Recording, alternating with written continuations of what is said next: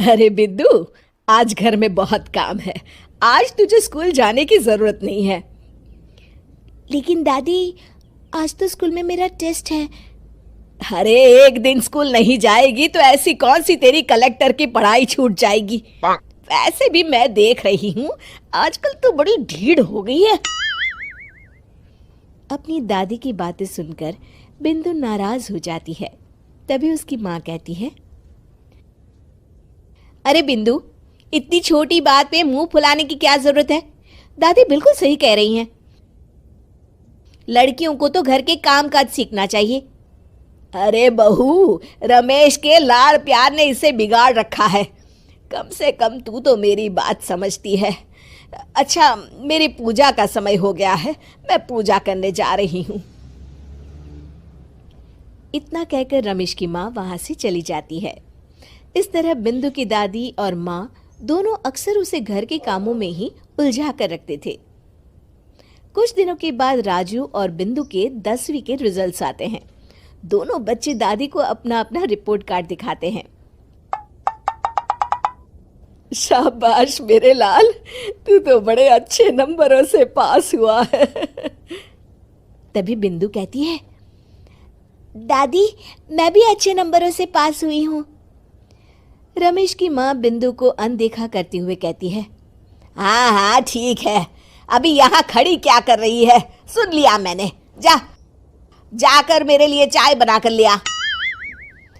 बिंदु उदास होकर चाय बनाने किचन में चली जाती है। तभी राजू कहता है, दादी, मैं क्रिकेट के कोचिंग सेंटर में एडमिशन लेना चाहता हूँ। अरे वाह राजू बेटा, ये तो तूने बड़ी अच्छी बात कही। तू कल ही अपना एडमिशन करा ले, जितनी भी फीस होगी मैं दे दूंगी। अरे एक दिन मेरा पोता विराट कोहली बनेगा। इस तरह अक्सर रमेश की माँ अपनी पोती बिंदु के साथ दुर्व्यवहार करती थी। कुछ दिनों के बाद रमेश की माँ और उसकी पत्नी दोनों सास बहू मिलकर राजू का एडमिशन अच्छे स्कूल में करवा देते हैं, लेकिन बिंदु का एडमिशन नहीं करवाते। इस बात से नाराज होकर बिंदु अपनी दादी से कहती है, लेकिन दादी, मुझे भी आगे की पढ़ाई करनी है। अरे क्या करेगी आगे की पढ़ाई लिखाई करके हैं? आज से ये पढ़ाई का भूत अपने दिमाग से उतार दे। इतना कहकर रमेश की माँ वहां से चली जाती है। उस दिन के बाद से बिंदु की पढ़ाई हमेशा के लिए छूट जाती है और उसकी दादी उससे घर के सारे काम करवाना शुरू कर देती है।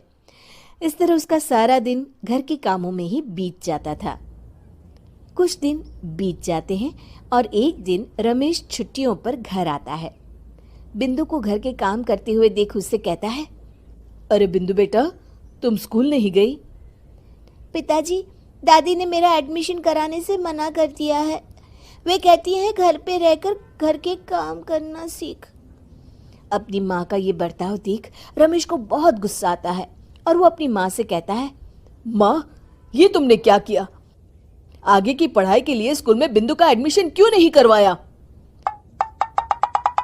अरे बेटा, लड़की जात है, ज्यादा पढ़ लिख कर क्या करेगी? वैसे भी शादी के बाद तो इसे घर के ही काम करने हैं ना। तुम किस जमाने में जी रही हो माँ? अगर कल्पना चावला के घर वाले भी तुम्हारी सोच के होते तो क्या वो पूरी दुनिया में हिंदुस्तान का नाम रोशन कर पाती?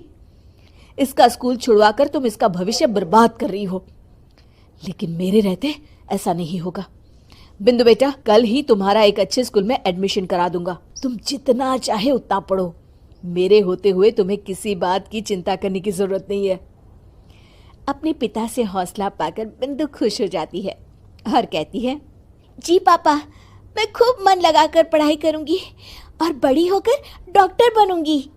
ये हुई ना बात। शाबाश मेरी बेटी।